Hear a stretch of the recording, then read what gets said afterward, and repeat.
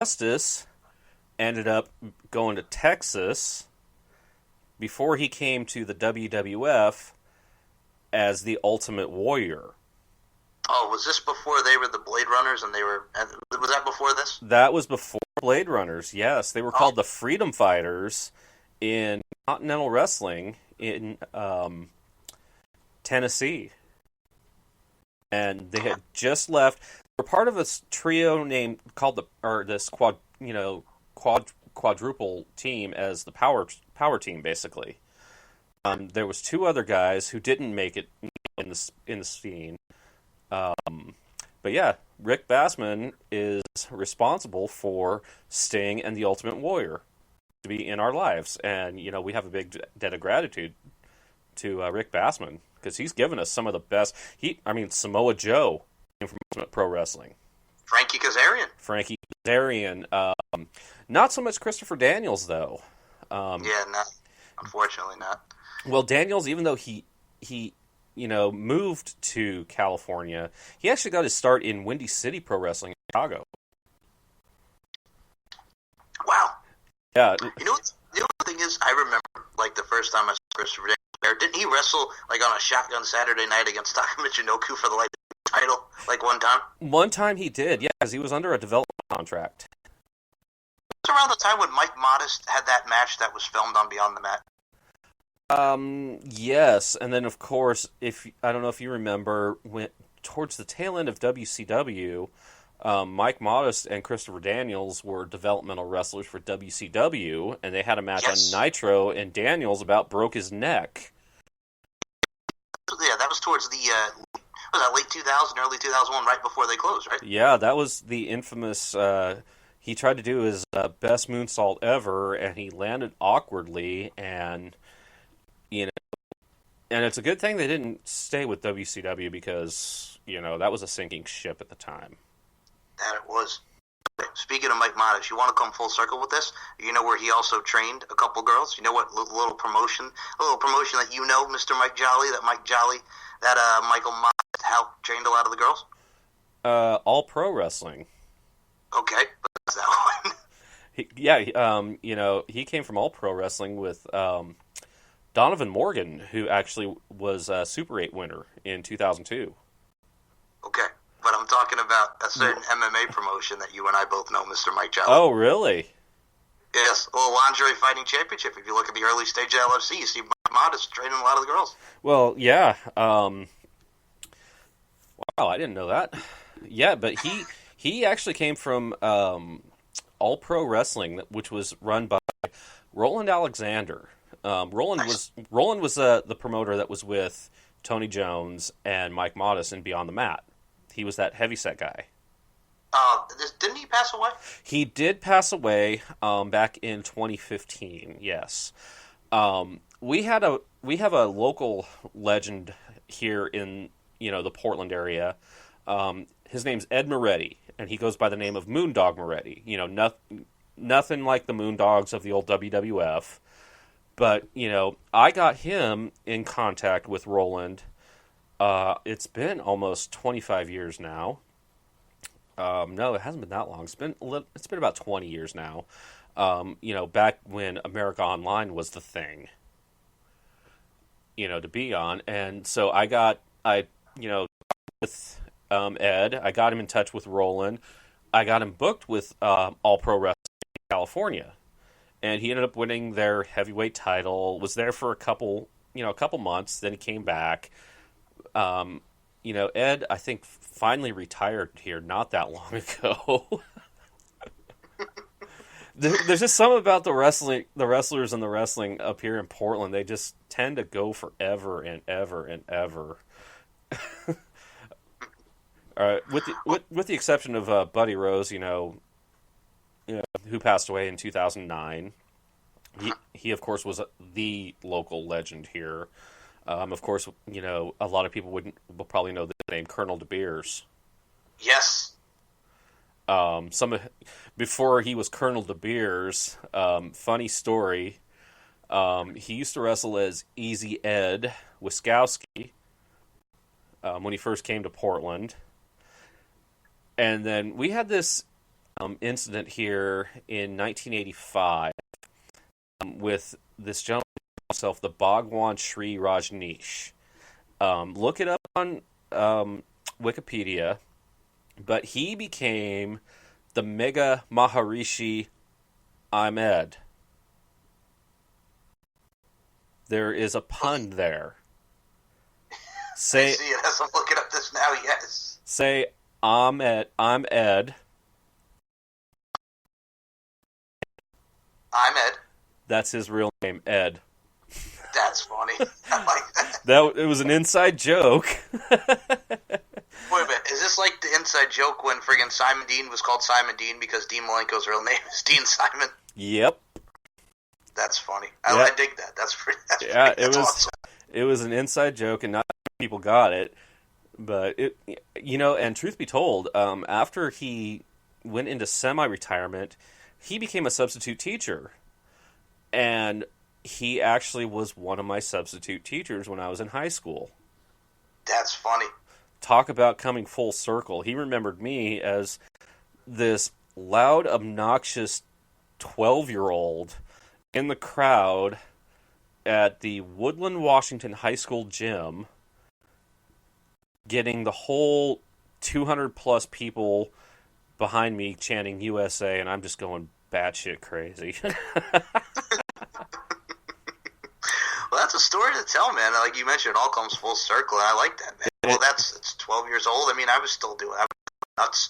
Friggin', I was at Madison Square Garden, third row, going nuts for Triple H and Kane in 2003 and the whole nine. It's a thing that wrestling does, man. I think that just shows us as the wrestling fans and the wrestling passionists, if you will, that we are. So I dig that. I can appreciate that. Exactly. So I have to bring this up. Okay, go ahead. Because, we talked about Mark and the Brutal Beauties Catfight League. Yes. So on September 15th, we are having 2 fights. First, we're going to have Brooke versus Davina. Davina just had a fight not that long ago with Lyric Lane. And then, of course, we're going to have Mistress Cat take on Gia Love. Both of these fights are happening on September 15th. If you want to sponsor it, contact Mark mgagliardi0510 at yahoo.com. I'm going to have all 4 of them on the show in the very, very near future. So that's going to be something to look forward to for all the catfighting fans. I know you'd look forward to something like that. Hell yeah, man! I will be tuning in. It's Alexa Brooke is her name. So on the 15th, Alexa Brooke, okay. On the 15th, Davina and Alexa will be on my show. It'll be Thursday. It'll be a Thursday, and that was of course the day that be you know what I'm talking about. Yeah, I know. Unfortunately, and I've talked with Vixen Romano, and I did something real special for her on Monday. Okay, good. So Monday was her birthday. Yes, happy birthday to Juan Hazel, a.k.a. Vixen Romano. Maria Romano, as she is now known in LFC. Go ahead. Yes. I took it upon myself. I took a video of myself, because we're friends on Facebook, have been for about 2 years now. And, every year we give each other happy birthday greetings, whether it's text or in my case, video. So on Monday, I took a video of myself saying happy birthday to her. Mike, knowing the karaoke person that you are, that doesn't shock me at all. Well, so that's awesome. Well, and I did it in the lower level parking lot of where I work, and so there's cars going by and people yelling. I'm just like, and I'm surprised she even heard me singing. But I got a message from her. I believe it was yesterday morning. She thanked me for it. Said I'm a true gentleman. And I go, hey, you know what? I wanted to do it because it was a big birthday for you, and I meant I mean it. Every time I talk with her, she is nothing but pure gold. And She's a very sweet lady. I am very, I was very heartbroken when you told me that. Of course, I remember the first thing you asked, are you in a good mood?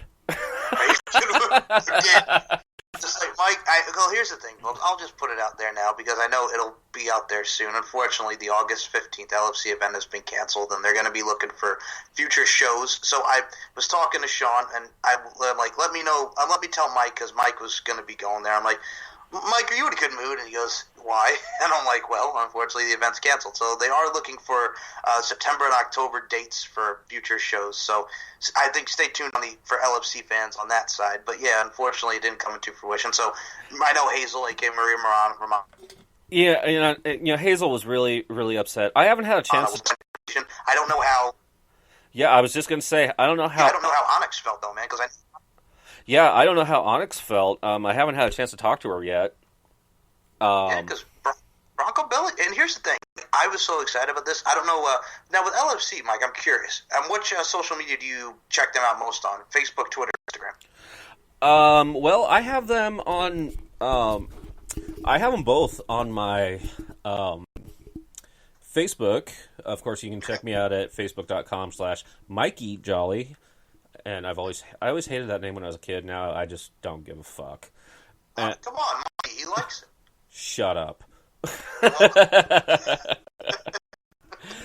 And but I have both of them on Twitter and Instagram. Well, I don't know if I have Onyx on Instagram or not. I know I have. She follows me on Twitter. I know. Onyx and I have a mutual friend. His name is Callan Russo. Big shout out to Callan. Callan's the man. I've seen his stuff. Good dude. Yeah, he's a dude. But I haven't had to talk to her yet. But I'm curious to see what she has to say because she's coming from the East Coast as well. Hazel, of course, is coming from Montreal, and I was just really heartbroken for her, and I told her much, and there's going to be more opportunities. Maybe October or November, hell, maybe even December if Jolene accepts my challenge. I look at it like this with her, man, because if you look at, now first and foremost, two things, because we did talk about them before. If you go on LFC's YouTube page, Agatha is the new video of her doing her workout. And number two, the big thing with Hazel that she's involved in with YouTube, if you go on the LFC 25 fantasy draft with Leon Hader and Joel Kane, who was the coach of the pink team, you see Joel making fun of Leon for picking Hazel because, she was saying about her age, she should be on AARP. So, Hazel's looking to crack some heads on the pink team, man. So it's going to be very interesting to see. I know it. And, we talked about that before, her and I. So I'm really stoked to see her in LFC still, whenever it may be now. But she's a good addition to it. She actually has a year of pro wrestling training under her belt. She trained with... I know she trained in Montreal. She trained with Drew Onyx, who... yes. Drew Onyx, for those who don't know, had some fantastic matches with Fergal Devitt. And for those who don't know who Fergal Devitt is, you should be ashamed of yourselves. Exactly, one Finn Balor. Yes. But he is, and he's a big man too. I think he's pushing about 300 pounds, but he is a phenomenal talent, and it's sad that he never got a chance to shine on the international stage so much. I mean, he would have been great for New Japan. He would have been great for the WWE. But, things happen, and that's the way the cards fell for him. But he also trained one of the best goddamn people I know in the session world business. Right up there with Allie Parker and Jennifer Thomas. And Delight and Chloe and everybody I've met, Kirsty Etzold. I could go on and on.